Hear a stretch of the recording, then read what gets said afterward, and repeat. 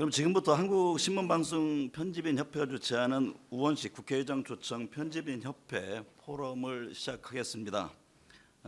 저는 사회를 맡은 정운갑 한국신문방송 편집인협회 부회장입니다. 현재 MBN 논설 실장을 맡고 있습니다. 그럼 먼저 이태규 한국신문방송 편집인협회 회장님의 인사 말씀 있겠습니다. 예, 오늘 우리 포럼의 주인공이신 우원식 국회의장께서는 서울에서 5선을 하셨고 현재 22대 국회 전반기 국회의장을 맡고 계십니다. 1980년대 민주화운동의 한복판에 서 있다가 정치에 발을 담그셨고 민생을 중심으로 한 현장형 정치인의 길을 걸어오셨습니다. 특히 더불어민주당 을지로위원회를 이끌며 비정규직, 하청 노동자 등 이른바 약자, 을의 목소리를 대변하셨습니다. 이런 이유로 민생 전문 정치인으로 널리 알려져 있습니다. 우원식 국회의장께서는 12.3 계엄 사태 때는 국회의 담을 넘어 본회의장에 진입하셨고 그 바쁜 와중에 절차를 제대로 지킨 대응을 강조하시며 155분 만에 계엄 해제 요구 결의안을 통과시켰습니다. 헌정질서 파괴를 막고 민주주의를 지키기 위해 담을 넘어 절차 또한 끝까지 지켜내려 했던 것은 지금 이 순간에도 가슴이 뭉클하고 민주주의에 대한 상징성이 크다고 생각됩니다. 오늘 우리 포럼에 우원식 의장께서 함께하신 것은 다양한 입법부의 역할과 함께 개헌 논의를 촉구하기 위해서라고 짐작이 갑니다. 의장으로서 국회 전체 운영의 균형자 역할이 필요할 것입니다만 이 가운데 개헌을 둘러싼 정치적 교착을 국회의장의 리더십으로 어떻게 풀어나갈지에 대한 해안을 들어보는 자리가 되었으면 하는 바람입니다. 예, 관리형 의장에 머물지 않고 구체적 역할에 초점을 둔 결단형 의장의 역할 수행을 앞으로 다른 길에서도 기대하겠습니다. 예, 감사합니다. 네, 방금 전 설명했듯이 원식 기자님 하면 12.3 그 내란 당시 그 담을 넘어가는 모습, 또 윤석열 전 대통령 탄핵소추안 그 가결 당시 의사봉을 두드리는 모습이 온 국민들한테 각인이 돼 있으시죠. 철저한 의회주의자이시고 2017년에는 백봉 신사상도 받으셨고 국회가 민주주의의 마지막 포로다 이런 점을 온 국민께 좀 깨우쳐주시지 않았나 이런 생각을 해봅니다. 그럼 우원식 국회의장님의 기조 발언을 듣도록 하겠습니다. 네, 반갑습니다. 우원식 국회의장입니다. 한국신문방송편집인협회 우리 이태규 회장님을 비롯해서 회원 여러분들 이렇게 초청에 진심으로 감사드리고 여기서 이렇게 와서 뵈니까 너무나 좋습니다. 반가운 얼굴들이 많고 내년이 창립 70주년인데 역사와 전통의 편집인 협회에서 여러분들과 말씀 나눌 기회가 생겨서 참 뜻깊습니다. 국회의장 취임하면서 바로 그달에 관훈 클럽 초청 토론회에서 갈등과 국회 운영에 대한 말씀을 나눈 기억이 납니다. 이제 퇴임을 딱 한 달을 남겨놓고 다시 이렇게 중견 언론인 여러분과 자리를 가지니 여러모로 참 오늘이 각별하게 느껴집니다. 저로서는 역시 지금 가장 큰 관심은 개헌입니다. 지난 40년 대한민국의 성취와 한계를 가장 폭넓고 깊이 있게 관찰하고 계시는 분들이 여기 계시기 때문에 개헌의 필요성은 더 말씀드리지 않아도 너무나 잘 알고 계실 것 같고 문제는 역시 이번에 진짜 개헌이 될 수 있는가의 문제인 것 같습니다.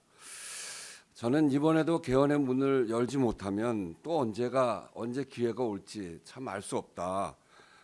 그런 절박한 심정으로 이번에 이 문을 열어보려고 사력을 다하고 있습니다. 쉽지 않아 보이는 것은 사실입니다. 국민의힘이 당론으로 반대를 하고 있어서 그런데 찬반이 있을 때 서로 이유를 좀 알아야 그에 맞춰 토론도 하고 설득도 하면서 상황을 좀 진전시킬 텐데 사실 진짜 이유를 잘 모르겠습니다. 그래서 좀 벽 같은 느낌이 드는 것도 사실인데 그래서 월요일에 기자회견을 했는데 평소 저와는 좀 다르게 좀 강한 톤으로 기자회견도 했습니다. 지금까지 국민의힘 지도부에서 나온 이유를 들어보면 한 3가지 정도 되는데 첫째는 선거에 맞춰서 하는 건 안 된다. 블랙홀이 돼서 개헌 선거가 된다 이런 이야기고 둘째는 공론화가 잘 안 돼 있다 이런 이야기. 셋째는 대통령 임기 연장하려고 하는 꼼수 아니냐 이런 한 3가지 정도를 드는 것 같습니다. 지방선거일에 하자는 거는 여러분들도 잘 아시다시피 투표율 때문에 그렇습니다. 과반이 안 되면 투표가 불성립되고 국민 투표가 무효가 되는데, 그렇게 되면 개헌 투표가 무효가 될 경우에 국가적 손실이 너무나 크다, 이런 생각이고요. 이런 점들에 대해서는 장동혁 대표도 수긍을 하시더라고요. 블랙홀이 생길 수 있다, 이런 말씀에 대해서도 전 이해가 잘 안 됩니다. 뭐 논란이 있는 주제여야 블랙홀이 되는 건데, 국민의힘에서도 이번에 추진하는 개헌안 내용에 대해서 반대한다는 이야기는 없습니다.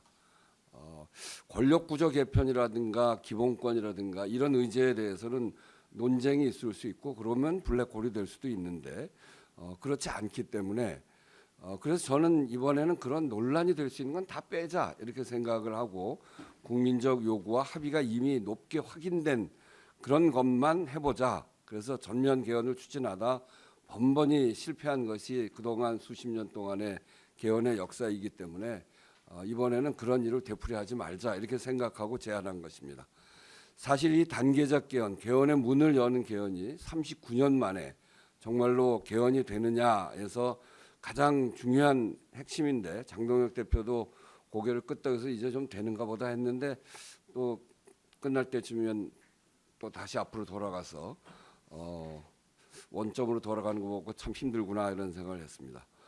공론화가 더 필요하다, 졸속 개헌 아니냐, 이런 또 지적이 있는데, 또 엊그제는 단계적 개헌은 누더기가 된다, 이런 이야기도 하셨고, 이건 이치에 좀 맞지 않는 거 아닌가, 이런 생각이 듭니다. 이번에 추진하는 민주주의 헌법 정신, 개헌 국회 통제 강화, 지역균형 발전에 대한 국가 책임, 이것은 국민의 삶과 유리돼서 어느 날 갑자기 튀어나온 것이 아니라고 생각합니다.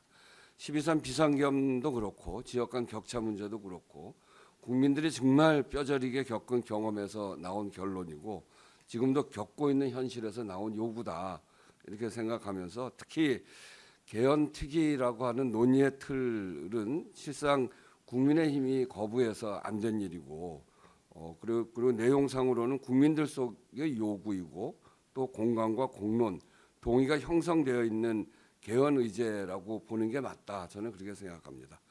그렇다면 국민들 속의 요구를 받아안지 못한 것을 성찰하는 것이 중요하지, 자신들이 외면한 것을 졸속이라고 주장하는 것은 정직한 것은 아니다는 생각을 갖습니다. 대통령 임기 문제도 마찬가지입니다. 가능하지 않은 일이고, 이미 가능하지 않은 일이라고 대통령도 그렇게 답을 했습니다. 결국은 남는 게 지방선거 유불리를 따진 계산 아닌가, 이렇게 생각하는데, 저는 분명하게 말씀드릴 수 있는 것이, 이 개헌에 동참하는 것이 국민의힘에게도 국민들 속에서 건강한 보수 정당으로 거듭나는 길이라고 생각합니다. 국민의힘 안에서도 이미 그런 목소리가 나왔습니다만, 이른바 내란 프레임에서 벗어나는 분명한 길이 이 길이다, 이렇게 생각을 하고, 그것이 국민의힘의 장래에도 좋고 국회와 대한민국을 위해서도 바람직하다, 이렇게 생각합니다. 한 가지 더 말씀드리면, 저는 이번 과정에서 일관되게 제 나름대로 상당히 인내하고 기다리면서 국민의힘과 함께하기 위해서 노력해 왔습니다. 물론 본회의 표결일인 5월 7일까지 앞으로 남은 일주일 동안도 그렇게 계속 설득하면서 하려고 합니다. 국민의힘 여러 의원과 지속적으로 소통하면서 개헌안 발의도 가능한 마지노선까지 늦추면서 참여하기를 기다렸습니다. 지금도 마찬가지고요. 그런 점에서 야당을 고립시키려고 한다는 주장은 사실 굉장히 좀 비트는 거 아닌가, 이런 생각을 갖고요. 오히려 국민의힘이 국민의 뜻이 모여 있는 곳으로 나와야 한다는 생각이고, 그런 말씀을 여러분께 말씀드리고 싶습니다. 역시 현재로서는 국민의힘이 당론 반대를 하는 것이 가장 큰 걸림돌입니다. 개헌 반대가 전체 의견이라면, 송원석 대표가 그런 얘기를 하셨는데, 굳이 당론으로 묶을 필요가 뭐가 있겠는가.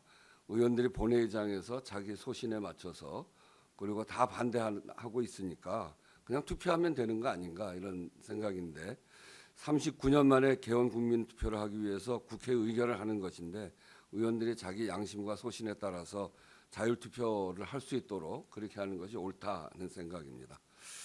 이제 제 임기가 한 달 딱 남았는데, 어느 때보다도 복잡하고 힘든 시기에 국회의장을 하게 돼서 저로서는 굉장히 큰 영광이었습니다. 비상계엄, 탄핵, 조기 대선, 또 정권 초기에 개혁 국면에서 주어진 역할이 컸고 또 이를 수행하느라 시간이 어떻게 갔는지도 모르게 2년이 갔습니다. 그때는 굉장히 길게 느껴졌는데 다 지나고 나니까 굉장히 시간이 짧은 것 같습니다. 무엇보다 헌법의 가치와 민주주의 정신을 지킨 점, 또 그 과정에서 국회의 역할과 신뢰도가 높아진 점은 가장 큰 보람이었습니다. 국회 기록원, 사회적 대화, 민주주의 상징석, 독립기억광장, 본청 정형관 표준말 등 이렇게 새겨놓은 것은 저로서도 아주 오래 기억에 남을 일이라고 생각하고 2년 동안 할 수 있는 일을 다 했는데 마지막 저한테 주어진 과제인 개헌을 위해서 마지막까지 최선을 다하겠습니다. 제 생각을 뭐 좀 소상히 얘기하다 보니까 좀 길어졌습니다. 그만큼 제가 절박하게 생각하고 있다 이런 말씀드리면서 여러분들의 질문에 성실하게 답변하겠습니다. 감사합니다. 네, 감사합니다. 우원식 국회의장님 기조 발언 잘 들었습니다. 그럼 이어서 질의응답 진행하도록 하겠습니다. 주어진 시간 내에 좀 많이 소화하려면 잘 아시겠지만 질문 답변을 좀 짧게 해서 이어가면 좋을 것 같습니다. 대체로 제가 질문을 받아보니까 개헌, 예를 들면 뭐 정치 양극화라든가 혁신 방안, 향후 진로 등 다양합니다. 의장님 방금 개헌 강조하셨듯이 제가 처음 한 2번 정도만 개헌 관련해서 질문을 주셨길래 지명하고 다른 분들은 저한테 견해 표현을 해주시면 질문하실 수 있도록 그렇게 진행하겠습니다. 먼저 이 개헌에 대해서 질문 주신 배성규 조선일보 정치 에디터님 시작하실까요? 이제 마지막으로 외연한 합의 중에서 혹시나 마지막 편을 생각하신 게 있는지 한번 여쭤보고 싶고요. 그것보다도 더 좀 궁금한 거는 지금 원포인트 개헌을 얘기하셨는데 사실 국민들이 정말 관심 있는 거는 이 권력구조 개편 아니겠습니까? 그래서 의장님께서 생각하시는 권력구조 개편안은 어떤 것인지 좀 궁금한데요. 뭐 야당이 아마 지금 대통령 임기 문제 갖고 문제를 삼는 것도 아마 그거에 대한 불확실성 때문에 그게 아닌가 싶은데 사실은 일각에서는 혹시나 헌법 조항을 바꿔서라도 할 수 있는 문제 아니냐라고 얘기를 하고 있고 또 대통령 면전에서 또 장종혁 대표가 그걸 꺼내기도 했습니다. 근데 일각에서는 그리고 또 푸틴식의 정권 연장 얘기까지 하는데 그런 거에 대한 어떤 우려를 불식시킬 필요도 있는 것 같습니다. 그래서 의장님께서 생각하시는 권력구조 개편 방안 이거에 대해서 좀 여쭤보고 싶습니다. 이렇게 단계적 개헌을 꺼낸 이유가 있죠. 39년 동안 사실은 거의 모든 이 대통령 후보들이 개헌을 공약을 했고 또 그리고 국회의장도 굉장히 여러분이 개헌 자문위원회를 구성을 해서 개헌안을 만들었습니다. 근데 그럼에도 불구하고 개헌이 번번이 실패하는 이유는 정권이 시작하면 초기에는 대통령이 해야 될 일이 많은데 개헌 논의하면 블랙홀로 들어간다. 그래서 대통령들이 권력 쪽에서 개헌을 안 하려고 하고 또 대개 마무리될 때쯤 해서 이야기하면 다음 주자가 해야지 왜 네가 하냐. 그래서 안 되는 거 아닌가요? 그리고 그런 블랙홀로 들어간다라고 하는 거는 개헌안을 지금 말씀하신 대로 권력 구조를 비롯해서 거의 한꺼번에 손을 대자. 여러 국회의장이 개헌안을 다 낸 것도 이렇게 종합적인 안을 이렇게 개헌안을 냈잖아요. 그러면서 할 때마다 권력 구조 문제를 가지고 처음 논란이 붙기 시작하면 또 다른 데는 이 국민의 기본권을 얼마큼 확대할 것이냐 이런 거 가지고 토론이 잘 안 되기도 하고 그래서 이게 이렇게 하는 것이 우리나라 개헌 39년 동안 개헌을 못한 중요한 이유가 늘 전면 개헌을 내걸고 권력 구조부터 먼저 이야기하고 그렇게 되다 보니까 개헌 논의가 그야말로 블랙홀로 들어가는. 그래서 사실은 39년 되면서 사실은 우리 사회에 큰 문제가 생긴 거죠. 이 헌법이라는 게 법 중의 법이고 법의 기본적인 철학이고 우리나라의 설계도고 한 나라의 설계도를 그리는 건데 이걸 39년 동안 손을 대지 못하면서 그동안 우리가 이 식민지 국가에서 선진국으로 변하는데 가장 큰 변화의 시기인 40년, 최근 40년 동안의 사회 변화 내용을 헌법에 담아내고 있지 못한 거 아니겠어요? 제가 이 얘기를 이렇게 왜 길게 하냐면 권력 구조 얘기부터 시작하기 때문에 이렇게 된다는 것 때문에 그렇습니다. 그래서 우리가 뭘 못했냐면 39년 전에 우리 사회는 어떤 사회였냐면 하나씩만 더 낳아도 삼천리는 초만원, 둘 낳으면 거지 된다. 이런 구호가 사회의 가장 전면에 있을 때입니다. 그리고 AI를 이야기하는데 핸드폰은커녕 삐삐도 없을 때고 지금 기후위기, 국가의 불균형 이런 문제가 굉장히 심각한 문제인데 그런 걱정하지 않을 때 만들어진 헌법이기 때문에 우리 사회가 미래로 나아가야 되는 실제 중요한 헌법 개정을 해야 됨에도 불구하고 그런 거는 논의도 제대로 못 해보고 권력 구조에 맡겨가지고 그 갑론을박하다 그냥 빠지고 그래서 블랙홀이 된 거죠. 그래서 저는 개헌에 그러면서 우리 국민들이 개헌에 대해서 그거는 구두선으로 다 이야기하는 거 그렇지만 안 되는 거 그래서 국민적으로 개헌에 대한 필요성에 대해서는 굉장히 높게 대답을 하시는데 이 논의를 하면 남의 얘기처럼 내 실제 생활과는 별 관계없는 이야기 이렇게 돼서 관심이 그 현안보다는 관심이 뚝 떨어지게 돼서 잘 안 되는 거죠. 그래서 이번만큼은 개헌의 문을 여는 개헌, 개헌이 되네 이런 느낌을 갖게 해줘야 된다. 그래야 개헌 논의가 활성화되고 국민들에게도 관심을 끌 수 있다. 이렇게 생각하고 그것이 우리나라의 설계도를 새롭게 그리는 거라고 생각합니다. 그래서 굳이 이번에는 가장 관심이 많을 권력구조 문제랄지 또 기본권 중에 막 갈등이 있는 걸 꺼내야 관심이 많아지지 않겠어요? 그렇게 되면 논의만 하다 끝나기 때문에 지금 가장 필요한 게 뭔가 저는 이게 어떤 분은 작은 개헌이라고 해요. 작은 개헌이라고 생각하지 않습니다. 우리가 1980년에 전두환 노태우의 그 비상계엄이 있었고 그것 때문에 굉장히 많은 피해가 있었고 또 그거에 저항해서 그분들이 다 구속되고 심판을 받았음에도 불구하고 44년이 지난 후에 다시 윤석열 대통령이 비상계엄을 했잖아요. 요번에 손을 못 봐놓으면 개헌을 언제 할지 이렇게 한두 가지 가지고 하면 작은 개헌이고 관심이 없고 그리고 그렇게 해서는 안 되고 권력구조 먼저 해야 된다 이렇게 논의를 하기 시작하면 이건 못 바꿉니다. 그렇게 되면 앞으로 지금 이제 새로운 정부가 들어섰지만 앞으로 20년, 30년 후 그때까지 손을 못 대면 그때 가서 국회만 막으면 내가 권력을 다 독점할 수 있다 이렇게 생각하면 다시 개혁이 일어날 수도 있죠. 전두환, 노태우 전 대통령들이 처벌당할 때 우리나라에서 비상계엄은 끝났어 이렇게 생각했는데 다시 그런 일이 벌어지고 비상계엄이 한번 일어나니까 국가적으로 얼마나 큰 손해가 발생합니까? 정말 우리나라에서 어떻게 비상계엄이 가능해? 깜짝 놀라고 세계가 놀랄 정도 아니었어요. 우리나라 위상이 그만큼 커졌기 때문에. 그래서 이번에야말로 비상계엄 때문에 국민들이 깜짝 놀랐을 때야말로 이 조항은 반드시 고쳐야 된다. 다시는 제가 이번에 이 붙인 것도 다시는 불법 비상계엄을 꿈도 못 꾸는 개헌을 하자. 저는 이 개헌 굉장히 큰 개헌이라고 생각합니다. 그런 점에서 작지 않은 개헌이고 권력구조를 이야기하기 시작하면 바로 논란이 붙기 때문에 제가 생각하는 권력구조를 이야기하는 건 지금 적절치 않다고 생각하고 그런 점에서 저는 이번 이 개헌안이 쉽지 않습니다. 이걸 당론으로 묶고 반대 당론으로 묶고 있기 때문에 그래서 저는 우리 중견 이 언론인들께서 이거 풀어라 좀. 이걸 왜 이렇게 국민들이 다 동의하고 비상계엄 겪으면서 다시는 비상계엄 안 된다. 불법적인 비상계엄 안 된다고 다 느낀 거 아닙니까?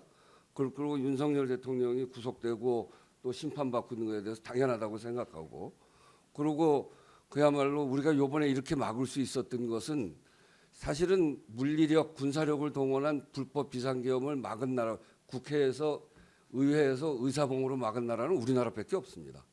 불법 비상계엄을 하는데 국민들이 국회 앞을 와서 지켜주. 이 이유는 저는 5.18 때 그렇게 험한 상황이었지만 결국은 10년, 20년 가면서 그 내란 책임자들을 구속시키고 결국 국민을 이기는 권력은 없다라고 하는 역사적 교훈이 딱 생겼기 때문에 이번에 우리 국민들이 정말 위험하더라도 나가서 막아야 된다, 막을 수 있다 이런 거였다고 생각하고 그런 민주주의 정신을 헌법 전문에 새겨 넣는 것. 국민의 기본권 중에서도 여러 가지 저도 원래 기후 위기, 국가 균형 발전, 뭐 또 을들의 문제, 안전권 이런 거에 굉장히 생명권, 안전권 이런 거에 관심이 많지만 조금이라도 논란이 될 만한 건 다 빼고 국회에서 12,000명을 대상으로 조사한 거 보니까 국가 균형 발전은 83.3%더라고요. 그러니까 관심 없는 사람들 빼고 대답 안 한 사람들 빼고는 거의 대부분이 찬성한 거여서 국가 균형 발전이 논란이 없는 것만 3가지 지금 꼭 필요한 거 그렇게 제기를 한 겁니다. 그래서 의장님, 그 개헌 관련 질문이 여러분이 계십니다. 그러니까 너무 길게 그런가요? 말씀하시면 네, 주고받는 형식으로. 네. 그래서 제가 네. 거기까지 답변하시고 SBS 손성민 논설위원도 개헌 관련 질문을 주셨던데 추가적으로 이어지는 질문과 답변이 필요할 것 같아서 저는 조금 뒤에 하는 게 낫지 않을까 그렇습니까? 싶습니다. 예. 그러면 임기 마지막까지 이렇게 개헌 또 전도사 역할 하시는 거 보니까 보기는 좋습니다. 근데 이제 의장님 말씀하신 대로 이 뭐 민감한 쟁점 권력구조 개편 빼고 좀 사회적 공감대가 큰 그런 부분으로 이번 개헌을 내셔서 뭐 국민들 여론도 찬성 여론이 좀 높은 것 같아요. 한 60%. 네. 그런데 그렇다고 하더라도 이 개헌은 어디까지나 이제 좀 여야가 머리를 맞대고 합의를 해서 추진하는 게 좋지 않냐. 아무래도 좀 이렇게 좀 일방적으로 처리하는 듯한 모양새 그런 건 좋지 않다 하는 그런 지적들도 있는데 어떻습니까? 어떻게 생각하십니까? 그게 제일 좋다고 생각합니다. 그래서 이제 개헌 특위를 구성하자고 제안한 거고 그 전에 국민투표법을 통과시키자. 국민투표법도 헌법 불합치 판정을 받고 국민투표법이 역할을 못하기 시작한 지 12년 됐는데 개헌을 하려고 해도 국민투표법이 없는 상태니까 그거 없으면 안 되니까 국민투표법 같이 하자 그랬더니 그것도 반대를 국민의힘에서 했거든요. 그리고 합의하기 위해서 개헌 특위를 구성해서 하자 이렇게 얘기를 했는데 사실 작년 그 탄핵되고 난 그 시기 권성동 원내대표 했을 때는 개헌하자고 그랬어요. 그래서 그쪽은 개헌 특위도 구성을 해서 주호영 부의장이 국민의힘 개헌 특위 위원장입니다. 그래서 그때는 그렇게 됐는데 이번에는 안 된다고 그렇게 얘기를 하더라고요. 그래서 이게 합의하려면 뭐 쟁점이 있어야 합의를 하는 건데 쟁점이 없는 것만 고른 거고 개헌의 문을 여는 개헌을 하자고 했던 거고 그래서 저는 그 국민의힘이 반대 당론의 문만 열면 그러면 국회의원들의 자유 소신에 따라서 이게 이제 논쟁할 게 있으면 합의를 할 텐데 논쟁할 부분이 없기 때문에 뜻은 개헌의 문을 여는 개헌이니까 국민의힘이 반대 당론으로 이걸 묶지 말고 그냥 반대 당론을 풀면 각자 의원들이 자기 소신에 따라 와서 투표만 하게 하면 그럼 되는 거 아닌가. 그러니까 이게 논쟁점이 없기 때문에 이미 다 국민적 합의가 있는 부분이고 그래서 전 합의할 수 있으면 좋은데 지금 저러고 있어서 사실은 여기 호소하러 온 겁니다.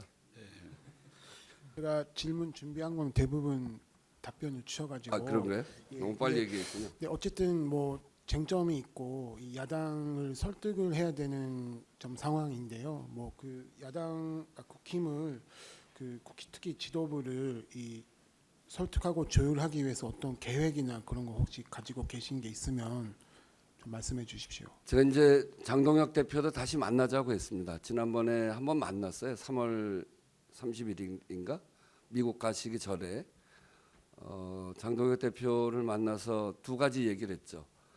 하나는 왜 단계적으로 개헌하려고 하는가. 그러니까 지금까지 아까 말씀드린 대로 전면 개헌을 하다 보니까 그야말로 블랙홀이 되고 권력 구조를 시기마다 여당이냐 야당이냐에 따라서 또 여당이 돼도 집권 초냐 집권 후냐에 따라서 권력 구조에 대한 생각이 바뀌잖아요. 그러니까 여야가 권력 구조에 대해서 합의하는 경우가 거의 없는 것 같아요. 그 우리 저 87년 6월 항쟁 때 그때는 이제 합의가 된 거죠. 대통령 직선제로. 그건 국민적 저항이 그만큼 있기 때문에 그래서 가능했던 일인데 지금은 이제 그런 게 없는 상태에서 여야 간의 권력 구조를 합의하자고 하는 거는 개헌하지 말자는 얘기랑 전 비슷하게 느껴집니다. 합의가 안 되는 거기 때문에. 그래서 단계적 개헌을 그래서 할 수밖에 없지 않냐. 개헌의 문을 열어야 국민들이 개헌에 대한 관심이 높아지고 그 다음에 개헌의 논의가 활성화되고 그래서 그 다음에 할 수 있는 것들을 하고 차츰 최종적으로는 권력구조 개헌까지 갈 수 있도록 우리가 노력해 가자 이렇게 얘기했는데 그런 단계적 개헌에 대해서도 처음에는 그 뭐 맞는 얘기네요. 맨날 그렇게 하다 잘 안 됐죠. 그거 하나. 그 지방선거랑 왜 같이 하느냐를 말씀을 드렸어요. 아까 말씀드렸던 대로 개헌을 하다가 지방선거 자기 동네 일꾼 뽑는 선거에서도 50% 안 되는 경우가 많은데 개헌이 당장 현실의 문제가 아니고 조금 어떤 면에서 보면 좀 추상적인 면도 있고 철학적인 면도 있고 뭐 그런 부분이어서 했다가 50%가 안 될 경우에 국가적으로 오는 손실이 너무나 크고 그 다음 개헌을 추진하기가 너무나 어렵기 때문에 그래서 전국 선거랑 동시에 할 수밖에 없지 않겠냐.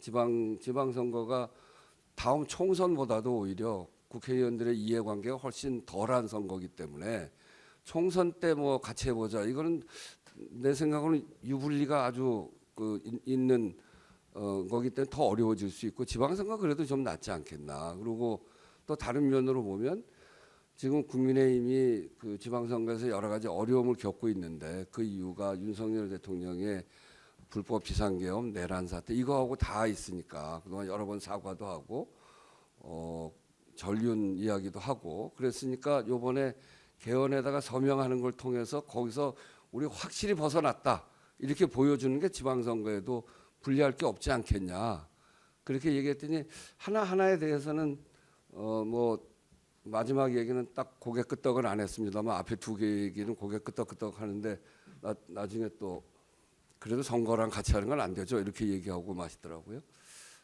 그렇게 설득을 한번 했던 적이 있고요. 다시 만나자 그랬습니다. 근데 무슨 카드를 갖고 있는 건 아니고 대통령이 그 연임 개헌을 하려고 하는 꼼수 아니냐 그 얘기를 또 하셔서 근데 그 얘기가 대통령이 이미 그런 얘기를 했지만 그게 지금 이 우리 법체계상 가능하지 않다고 저는 이제 그런 얘기 한 번 더 얘기해 보려고요. 그래서 의원들이 반대 당론을 유지하고 있는 거에 대해서 제가 만나보니까 거기에 부담들을 많이 갖고 있는데 이거 내용도 다 동의할 수 있는 내용이니까 당론을 좀 풀어달라 하는 얘기를 더 한번 해보려고 그럽니다. 개헌 관련해서 추가 질문 있으신 분 있으실까요? 없으시면 제가 그 대통령 말씀 아까 하셨는데 지금 이 시점에서 여러분 의장님뿐만 아니라 대통령이 좀 입장 표명 내지는 노력이 필요한 시점이라고 보세요. 개헌 관련해서요. 개헌 관련해서 대통령이 이미 이제 입장이 다 나온 거 아닌가 싶은데요. 네. 지난번에 저 단계적 개헌에 대해서 입장을 내셨고 그 국회 작년 7월 17일 날 제가 이제 개헌 얘기를 다시 했죠. 4월 6일 날 한번 얘기했다가 지금 뭐 내란 극복이 먼저인데 무슨 개헌 얘기냐 그래서 제가 굉장히 민주당 지지자들로부터 비판을 엄청나게 받았잖아요. 그러다가 다시 7월 17일 날 재헌절 날 개헌을 다시 꺼냈습니다. 사실 그때는 저로서도 결국 이제 국회의장 끝나면 민주당으로 돌아갈 텐데 원래 제 뿌리가 거기니까. 근데 민주당 지지자들한테 또 그렇게 비판받으면 참 앞으로 어렵겠다 이런 생각은 했지만 그래도 개헌을 하는 것이 우리 사회의 설계도를 지금 다시 그려야 되는 시점에서 국회의장으로서 이거 그냥 내려놓을 수 없겠다 그렇게 생각하고 7월 17일 날 다시 이야기한 거거든요. 저로서도 굉장히 위험을 감수하고 한 겁니다. 근데 이거 안 하면 정말 비겁해진다 이렇게 생각하고 한 건데 그래서 그때 여러 가지 생각을 하다가 단계적 개헌을 들은 거죠. 근데 그거에 대해서 대통령이 그때 그렇게 지금 할 수 있는 여야가 동의할 수 있는 정도로 개헌을 하면 좋겠고 국회 대통령이 나서는 것보다는 국회가 나서는 게 오히려 더 합의하는 데 좋겠다. 그래서 국회가 주도해 달라 이런 요청으로 그날 페이스북에다 글을 쓰므로 해서 입장을 냈고 네. 제가 요 세 가지를 가지고 단계적 개헌안을 내놓으니까 그거에 대해서 대통령이 국회에서 국회의장이 지금 추진하고 있는 단계적 개헌에 대해서 충분히 해볼 수 있겠다. 그렇게 그리고 맞는 접근인 것으로 보인다. 이렇게 얘기하면서 입장을 다 낸 걸로 보여지고요. 네. 국회의원 9명이 국회의원직 사퇴했습니다. 그래서 195명에서 아니 295명에서 285명으로 국회의원 숫자가 줄었습니다. 그래서 개헌 투표로 보면 3분의 2니까 191명이 됐는데 민주당에서 사퇴한 사람이 8명이어서 그동안 187명이 발의했는데 8명이 빠지게 되니까 179명이 됐습니다. 그래서 12명이 3분의 2 넘기려면 12명이 부족한데 저는 그 정도는 뭐 빼오기가 아니라 뭐 거기서 이렇게 막 설득해서 한 명 한 명 빼오는 방식으로는 저는 안 된다고 생각하고 반대 당론을 풀면 충분히 해볼 수 있는 정도 아닌가 그렇게 생각하면서 이게 우리 여론이 굉장히 중요하잖아요. 특히 그 중에서 여론을 끌어가는 언론 중견 언론인들 굉장히 중요해서 다시 한번 말씀드리면 요번에 누구든지 동의할 수 있는 개헌안인데 무슨 이게 정략적인 접근이라면 제가 작년 6월달에 하다가 4월달에 하다가 민주당 지지자들로부터 엄청난 비판을 받고 7월달에 다시 하는 거는 저로서도 정략적인 접근은 그런 접근은 못합니다. 그래서 제가 하고 있는 일에 대해서 진정성이랄까 이런 거를 충분히 좀 전달드리고 싶고요. 그래서 여기 중견 언론인 여러분들이 좀 많이 도와주시면 감사하겠습니다. 개헌 관련해서 이미 의장님도 알고 계실 수도 있는데 그냥 들리는 얘기를 잠깐 말씀드리고 그다음 다른 질문을 드리겠습니다. 왜냐하면 장동혁 대표가 왜 그렇게 선거하고 같이 하려고 하느냐 하는 것 관련해서 기자들 뭐 보고 같은 걸 보면은 일단 투표율이 높아질 수가 있다. 그런데 지금 이제 구조로 보면 민주당이 뭐 이길 거라는 전망이 많은데 그럴 경우에는 좀 이제 뭐 내가 투표 안 해도 되지 않을까 이럴 수도 있는 건데 그래도 개헌이라는 중요한 과제가 걸리면 이제 투표를 하러 가겠다는 동인이 생긴다 이런 뭐 염려를 한다 이런 얘기도 있고요. 그다음에 또 우리 유권자들이 줄 투표를 한다는 거예요. 그래서 개헌 찬반을 먼저 투표를 하고 그다음에 뭐 선거에 대한 표를 할 경우에 앞에를 찍는 거나 뭐 이런 것도 걱정을 한다 이런 얘기가 좀 있습니다. 그래서 의장님께서 혹시 자꾸 선거를 가지고 이렇게 내용에는 반대 안 하면서 할 때 좀 이런 거를 해소해 줄 수 있는 뭐 예를 들자면 국민투표를 지방선거 표 투표한 다음 순서로 밀어본다. 이거 그냥 제 개인적인 생각인데요. 만약에 그런 것 때문에 그런다면 한번 그런 아이디어를 한번 뭐 장 대표랑 얘기를 해보시든지 이런 것도 어떨까 싶어서 말씀을 드려봤고요. 그다음 이제 질문은 아까도 우리 의장님의 비상계엄 당시에 적절했던 대처 이런 거가 굉장히 그때 국민들로부터 아주 평가를 받았고 또 되게 안정적인 리더십을 그때 보이셨습니다. 그래서 그 당시에 벌써 이제 약간 대통령감이다 이런 반응들이 좀 나왔었는데요. 그리고 최근에는 또 일부에서는 뭐 이것도 심지어 이제 다음 민주당 전당대회에 우리 의장님을 내보낼 수도 있다 이런 얘기도 있었던 것 같고 그래서 우리 의장님의 추후 정치적인 진로와 관련해서 대선에 어떻게 도전하시거나 이런 생각이 있으신지 궁금합니다.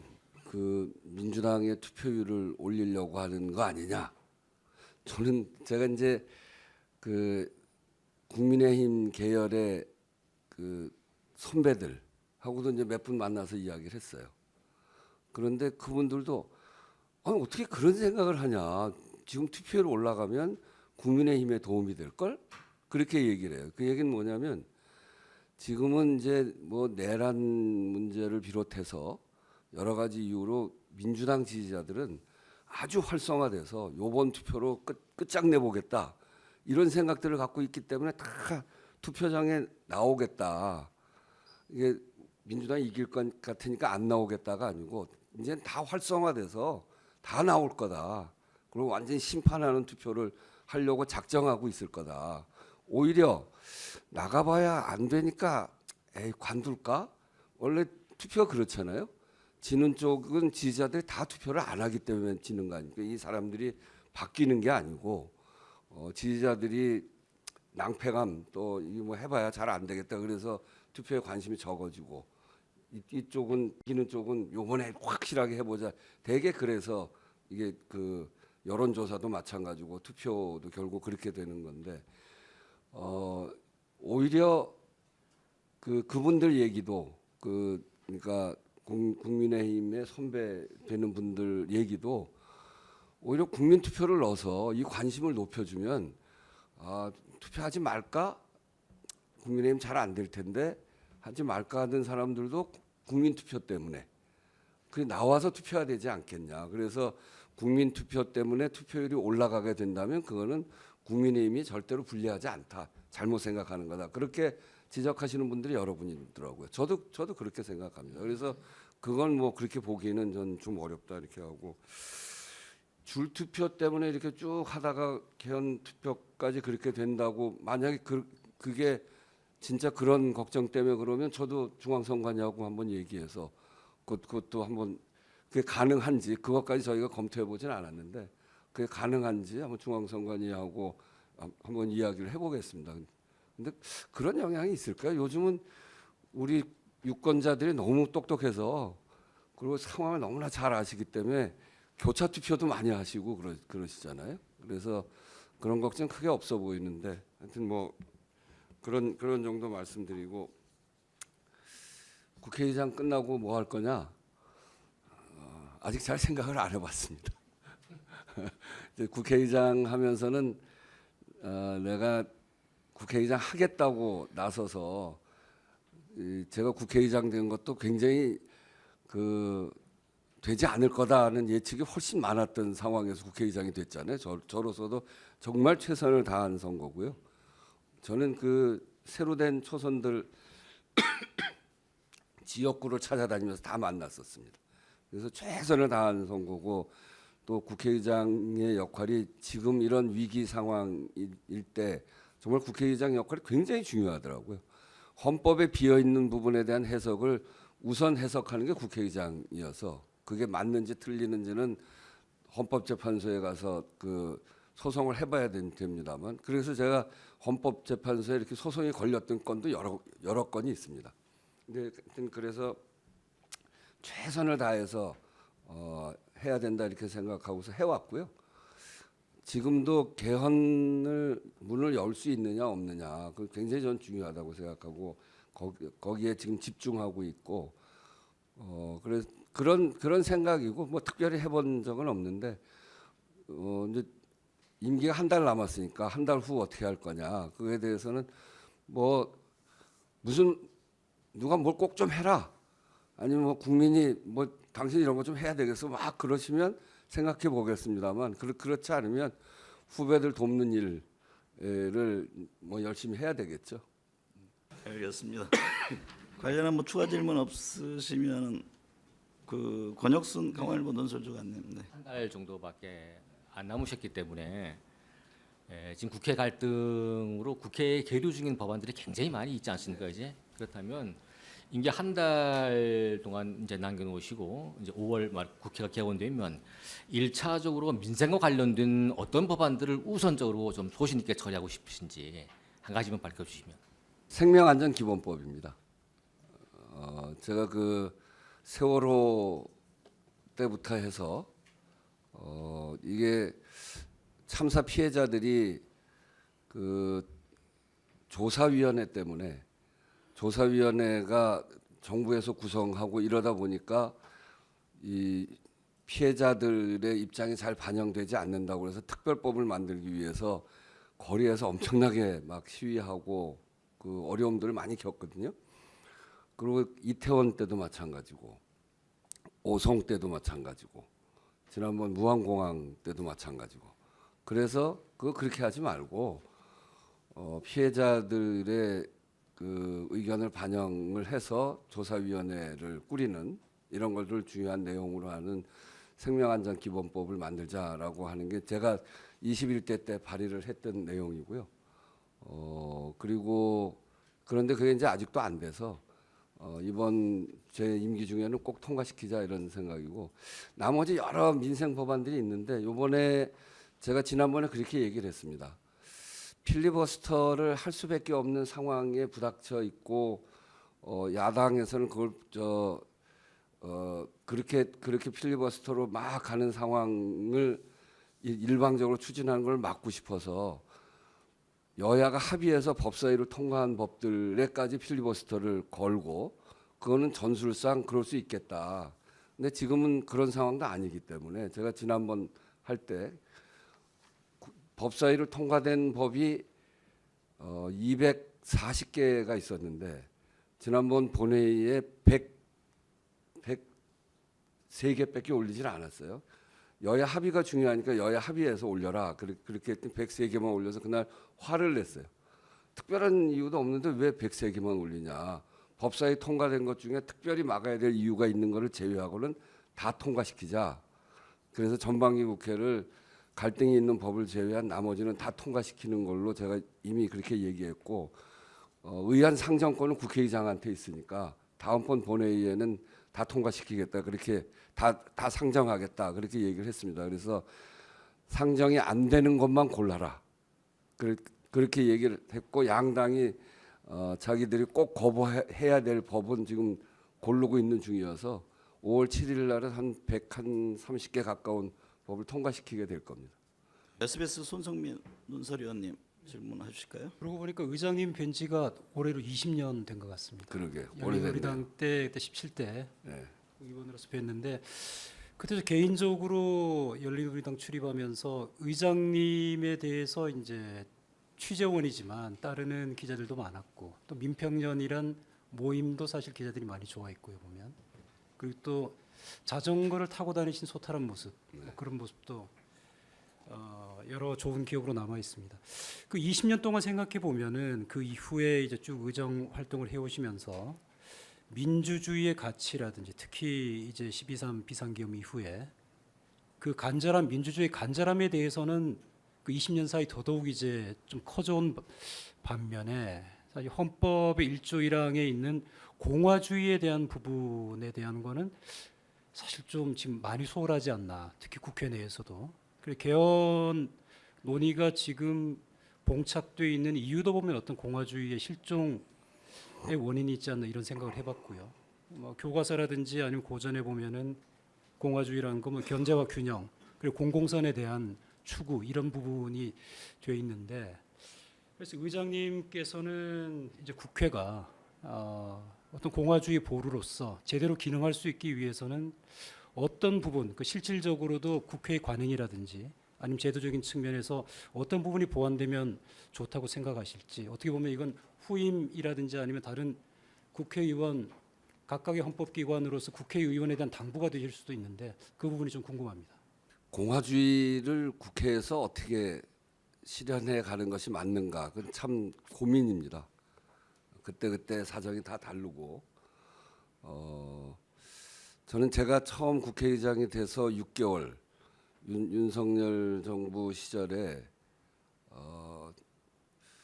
국회에 대한 무시가 이렇게까지 갈 수 있는가 그런 생각을 많이 했어요.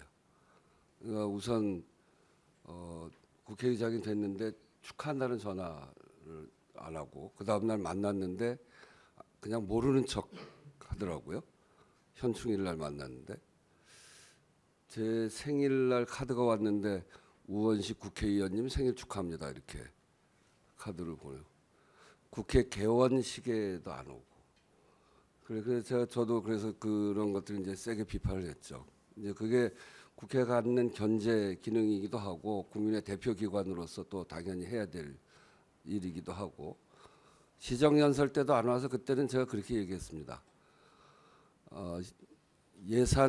내년 예산을 국민들에게 보고하는 거는 앞으로 1년 동안 국민의 삶을 어떻게 챙길 건지 대통령의 구상을 국민들에게 상세히 보고할 의무가 있고 국민은 그런 얘기를 들을 권리가 있는데 시정연설을 안 온다는 게 말이 되냐? 다른 특별한 일도 없이 이제 그때는 이제 그렇게 하는 게 맞는 것 같고요. 제가 그러고 나서 비상계엄하고 그걸 이제 막고 하는 조기 대선까지 이 기간 동안은 헌법의 가치를 어떻게 지킬 것인가 이런 여기에 이제 집중돼 있었죠. 일테면 대통령 권한 대행에 대한 탄핵 소추를 몇 석으로 할 거냐, 헌법은 이걸 어떻게 보냐 그런 거였는데 한쪽에서는 대통령의 권한을 대행하는 중요한 업무를 하기 때문에 대통령에 준해서 200석으로 해야 된다는 주장이 있고 또 한쪽에서는 이거는 대통령의 권한을 대행하는 업무를 하는 직무를 하는 국회의장이다. 그러니까 국무위원회 그 의결 정족수로 해야 된다.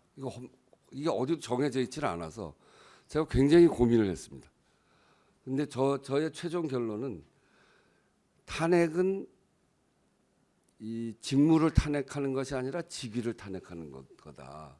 그래서 아까 얘기했던 대로 대통령 권한 대행은 대통령의 직무를 대행하는 국무총리다. 그렇게 해서 151석으로 했습니다. 그게 이제 굉장히 그때 논란도 되고 헌법재판소의 판결까지 받았죠. 그게 이제 결국은 헌법재판소에서 맞다고 판결을 해서 문제 없이 넘어갔는데 그때 그거를 아마 잘못했다 그러면 국회의장이 옷을 벗어야 되는 상황까지도 갔을지도 모릅니다. 하여튼 그래서 헌법에 비어 있는 틈을 잘 해석하고 헌법 정신을 잘 지켜나가는 게 그때는 공화주의였던 것 같고 그 다음에 제가 우원식 국회의장이 너무 일방적이다 이런 얘기를 많이 들었습니다. 그러니까 그 검찰 개혁이나 사법 개혁이나 이런 데 있어서 제가 그때 무슨 얘기를 했냐면 지금은 우리 사회의 변화와 개혁의 시기다. 새로운 정부가 들어서서 과거까지 있었던 여러 가지 우리 사회 제도에 대해서 변화하고 개혁해야 되고 또 우리 국민들이 탄핵 이런 과정을 지난 정권을 거치면서 우리 사회의 부족한 부분을 고치라고 탄핵도 하고 그렇게 응원봉 들고 거리에서 열망하고 민주주의를 지키려고 했고 그러면 그 탄핵 민심에 맞는 개혁을 해 나가야 되기 때문에 그런 점에서 여당에서 제기하는 사회적 변화의 요구 이런 것들을 어떻게 균형 있게 과하지 않게 해 나가게 할 수 있는가 그렇다고 해서 민주주의를 지키려고 하는 데 있어서 이제 지금 변화의 시기에 맞는 변화의 내용을 방기해서도 안 되고 그런 과정에 굉장히 많은 비판을 제가 받기도 하고 그랬는데 지금도 뭐 이 개헌 가지고도 굉장히 많이 비판을 받죠. 우원식은 결국 민주당 사람 아니냐, 민주당으로 돌아가려고 한다. 또 민주당 당대표 나가려고 이렇게 우리 막 비판하고 하는 거 아니냐 이런 얘기도 많이 듣는데 저는 그런 점에서 보면 국회의장의 중립이 어디가 맞는 건가 저는 그거는 헌법과 민주주의 가치에 맞춰서 해야 된다 이렇게 생각합니다. 제가 그 이후에 계속 하는 얘기는 우리 사회가 변화해야 되는데 충분히 논의를 하고 그래도 합의되지 않으면 그러면 헌법과 민주주의 가치에 어느 것이 맞는지를 판단하고 무제한 토론을 하더라도 정리하고 가야 된다 이런 이야기를 했습니다.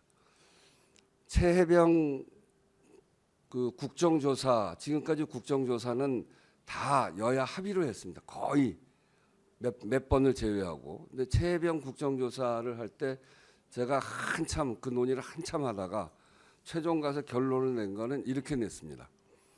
국정조사는 그동안 여야 합의로 한 거는 국민적 합의가 있을 때 국정조사를 하는 건데 국민적 합의는 꼭 여야 합의만을 가지고 국민적 합의라고 볼 수는 없다.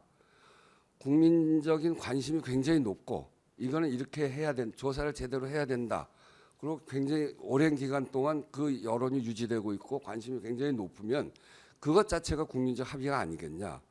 그런 국민적 합의가 있는데도 여야 합의가 없기 때문에 계속 못하고 있는 거는 국민들, 우리 민주주의를 만들어가는 데 있어서 책임의 방기라고 난 생각한다. 그래서 이 정도 오랜 기간 동안 국민적 관심이 떨어지지 않고 계속 유지되고 있다면 이건 국민적 합의로 봐야 된다. 그래서 여야 합의가 없더라도 그런 정도의 국민적 합의가 쌓이면 국회가 해야 된다고 본다고 생각하고 제가 그때 그걸 진행을 했습니다. 그래서 국민의힘에서 비판도 많이 받고 또 일각에서 국회의장이 왜 여야 합의 없는 일을 처리하냐 이런 비판도 받았는데 저는 그렇게 생각합니다. 6분 정도가 질문을 안 했고 질문 주신 분들은 어느 정도 다 소화가 된 것 같습니다. 한 뭐 1, 2분 내에 질문 답변이 되면은 짧게 하겠습니다. 다 말씀들을 한번 나눌 수 있지 않나 싶어서 말씀드렸습니다. 여기 현지 정치부장이 와 계십니다. 그 신대원 헤럴드경제 정치부장님. 여기서 제일 막내인 것 같은데요. 저 질문은 준비 못했지만 궁금한 게 있어서 한번 여쭤보도록 하겠습니다. 일단 앞에 개헌이나 뭐 향후 진로 같은 말씀 많이 나왔으니까 저 이제 개인적으로 좀 궁금한 건데 의장님은 시의원부터 시작하셔서 국회의장까지 이렇게 역임하고 계시지 않습니까? 풀뿌리 민주주의의 거의 표본이자 상징 같은 분으로 여겨지는데 지금 이제 지방선거가 이제 얼마 남지 않았습니다. 의장님 보실 때 이번 지방선거의 의미나 좀 관심을 두고 보시는 부분이 있으면 좀 말씀해 주시기 바랍니다. 딴 때보다도 뭐 지방자치제보다도 지방 정부에 대한 중요성도 커지고 국가 균형 발전에 대한 관심도 높은데 좀 여쭤보고 싶습니다. 결국 풀뿌리 민주주의의 핵심은 지방자치라고 생각합니다. 더 내려가면 주민자치이고요. 그래서 동네에서 민주주의가 실현되고 또 그런 민주주의 가치를 국민들이 생활로 인식할 수 있어야 된다. 저는 민주주의라고 하는 것은 민주주의적 제도가 완성됐다고 완성된 것이라고 보지 않습니다. 결국 국민의 삶으로 입증되어지는 민주주의가 돼야 그게 제대로 된 민주주의고 토대가 단단한 민주주의라고 생각합니다. 과거에 어떤 사람은 이제 누가 와도 세상은 바뀌지 않는다. 이미 우리 제도가 완비됐기 때문에. 근데 그렇지 않거든요. 그게 국민의 생활로 입증되지 않기 때문에 사람들이 민주주의에 대한 회의도 느끼고 그렇게 되는 거여서 근데 그 가장 중요한 토대는 주민자치, 더 나아가면 지방자치라고 생각합니다. 그러면 지방자치의 영역이 더 넓어지고 지방자치의 입법권이나 예산권이 더 확대되어야 된다고 생각합니다. 그런데 요번에 제가 개헌 문제를 이야기하면서 지역 균형 발전도 굉장히 중요한 문제인데 지방자치가 굉장히 중요하다고 생각했어요. 그래서 지방 분권 개헌이 꼭 필요하다 이렇게 생각을 했는데 여론조사를 해보니까 지방의회와 지방정부에 대한 국민적인 신뢰가 낮습니다. 그러니까 국민들이 신뢰를 잘 못하는 거예요. 그러니까 그만큼 지방자치 영역에 있는 일꾼들이 그런 점에서 그 국민들의 만족도를 높이지 못하고 있는 효능감을 잘 느끼지 못하게 하고 있는 그런 측면이 있는 것 같아요. 저도 물론 지방 서울시 의원을 했습니다만 사실은 지역에 들어가서 그 활동하면 아주 굉장히 많은 영역 제가 저희 지역에서 굉장히 일을 잘했다고 생각합니다. 그래서 서울에서 지방의원 중에 국회의원들이 되게 어렵거든요. 지금은 이제 구청장을 한 사람들이 올라오고 그랬습니다만. 그래서 지방자치가 국민들의 신뢰를 받을 수 있도록 이번 지방선거를 통해서 정말 이 풀뿌리 민주주의라고 하는 점들을 좀 더 확실하게 그런 각오를 가지고 이번 선거에들 임하고 또 그런 분들이 당선됐으면 좋겠다 그런 생각을 갖습니다. 우리 안선희 논설실장님 오랜만에 나오신. 자, 한겨레 안선희 논설실장입니다. 사실 제가 좀 제일 궁금했던 부분은 아까 그 다른 선배님들 해주셨던 그 의장님 향후에 어떤 일을 하실 건지 그 부분이 제일 궁금했는데 다시 여쭤봐도 대답 안 해주실 것 같아가지고 그냥 가벼운 질문 하나 드리겠습니다. 가볍지만 조금 뭐 무거울 수도 있고요. 그 국회 월담하실 때 굉장히 화제가 이제 나중에 많이 됐는데 그때 딱 기분이 어떠셨는지 한번.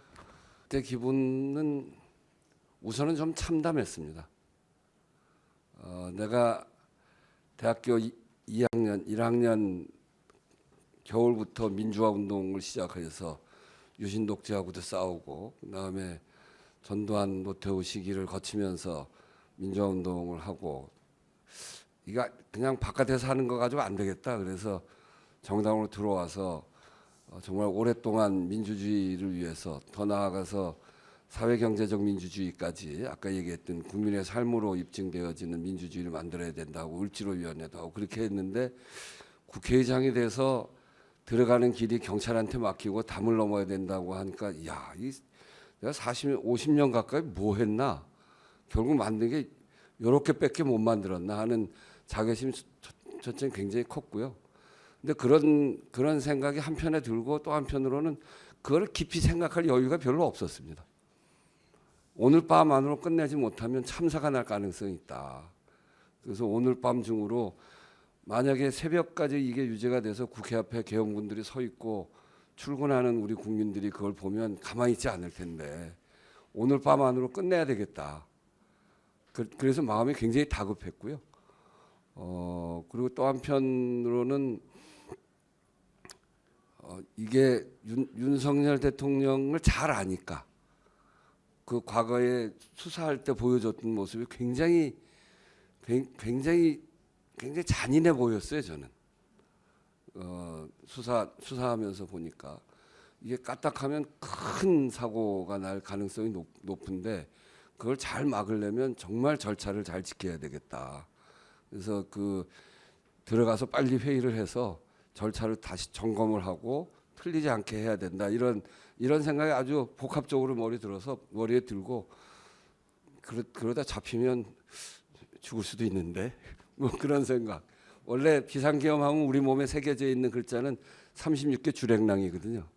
우선 도망가고 피하고 그다음에 어떻게 대처할까 생각하는데 이제 이미 아까도 얘기했지만 5.18이라는 경험이 있어서 또 국회가 해상권이 있는 거를 잘 아니까 빨리 끝내야 된다 이런 생각으로 담을 넘어서 들어갔습니다. 마지막으로 한 분만 더 질문을 받아볼까요? 우리 두 분 나오신 두 분 하시죠. 그러면 박기정 네. 편집부터 먼저 하시죠. 세계일보 박기준 편집인입니다. 여기 국회의장이라는 직업이 굉장히 보니까 이것도 극한 직업 같더라고요. 네. 필리버스터가 아마 역대 무슨 최장 기록을 계속 갱신하고 네. 그런 기록도 있었고 반면에 또 정부 여당 측에서 상임위를 독식한 사례도 사실 드문 네. 사례였고 이게 어떤 의원들의 옛날 의원들하고 달라져서 그렇습니까? 아니면 어떤 제도적인 문제입니까? 아니면 무슨 국회 운영의 문제입니까? 도대체 이제 저도 왜 그럴까 생각해 보면 갈등이 커진 것 같아요. 그 출발이 하여튼 제 생각으로는 노무현 대통령의 서거 그 일로 해서 서로를 이제 막 거의 적같이 생각하는 복수해야 되겠다 이런 생각들이 지지자들 안에서 그때도 지켜주지 못해서 미안해 뭐 이러지 않았습니까?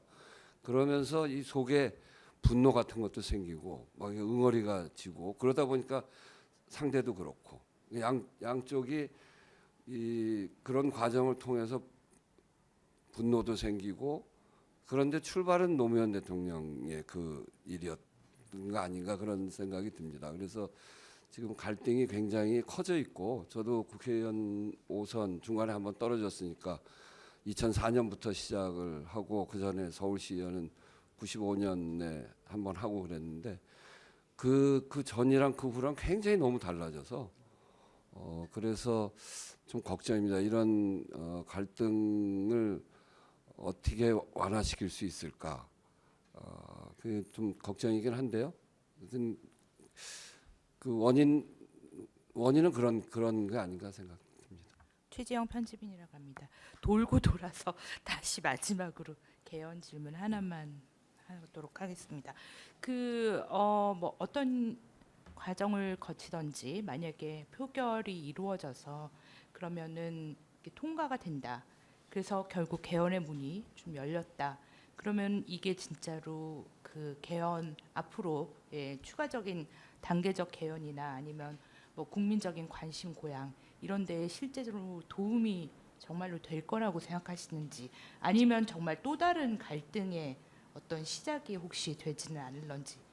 39년 동안 개헌 얘기를 여러 차례 하고 뭐 후보들마다 공약을 다 걸고 그랬음에도 불구하고 이게 안 되기 때문에 국민들이 개헌에 대한 느낌은 아유 어려운 거, 잘 안 되는 거 그냥 그런 느낌일 거라고 생각합니다. 저도 그런 느낌이. 제가 개헌 얘기 꺼내니까 국회의원들의 반응이 아 그거 잘 안 되는 거 의장님 뭐하러 꺼냅니까? 이렇게 얘기하는 사람들이 많았어요.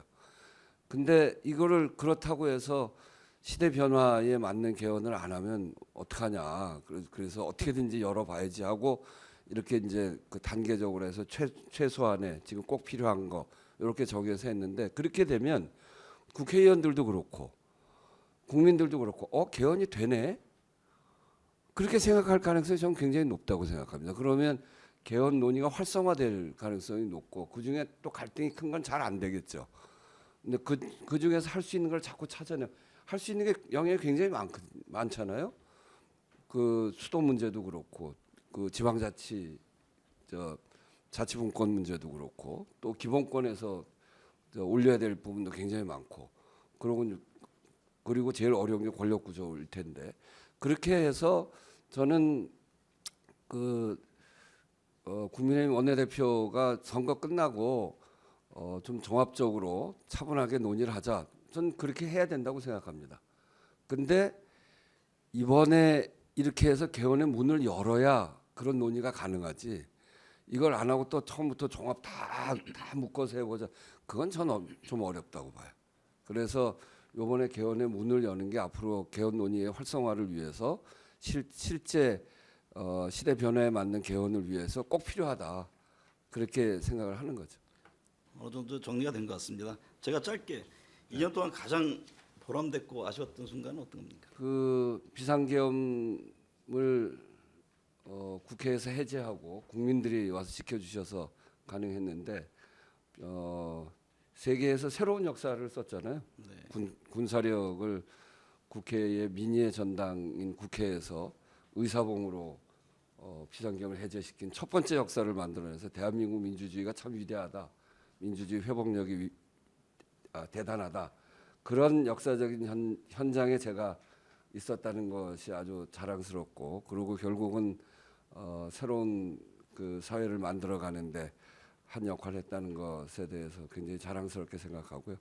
가장 아쉬운 거는 역시 개헌의 문을 합의로 이끌어가지 못한 점에 대해서는 굉장히 아쉽게 생각합니다. 네. 많은 분들이 질의에 나서 주셨고 의장님 그 성실한 답변 감사드립니다. 개헌의 어떤 진정성, 필요성, 절박성을 같이 공유할 수 있는 시간이 되지 않아 싶습니다. 언론인도 여러분들께 협조의 당부의 말씀이 있으셨고요. 우원식 국회의장님의 마무리 발언 듣도록 하겠습니다. 네, 뭐 마무리 발언 특별히 할 건 없고요. 충분히 다 말씀드려서 나머지 이제 한 달 딱 남았는데 하여튼 마지막까지 그 우리 사회에 꼭 필요한 변화를 만들어가는 일, 또 그 중에서도 특히 개헌의 문을 여는 일, 여기에 마지막 저의 소임으로 알고 최선을 다할 생각입니다. 하여튼 여기 계신 언론인 여러분들께서 잘 도와주시면 진심으로 감사하겠다 이런 말씀을 드리면서 결국 국민의 여론이 있어야 사회가 변화하는 거기 때문에 그런 점에서 여론 만드는데 많이 도움을 주시면 우리 사회가 크게 발전해 갈 것 같다 하는 말씀 드리면서 인사 마치겠습니다. 최선을 다하겠습니다. 네, 그럼 이상 우원식 국회의장 초청 편집인협회 포럼을 모두 마치도록 하겠습니다. 함께해 주신 우리 회원님들 또 특히 취재진 여러분께 감사의 말씀을 드립니다. 우원식 의장님께 협회에서 간단한 선물을 준비했습니다. 이태규 회장께서 전달해 주시고 그리고 같이 기념 촬영하면서 모두 마치도록 하겠습니다.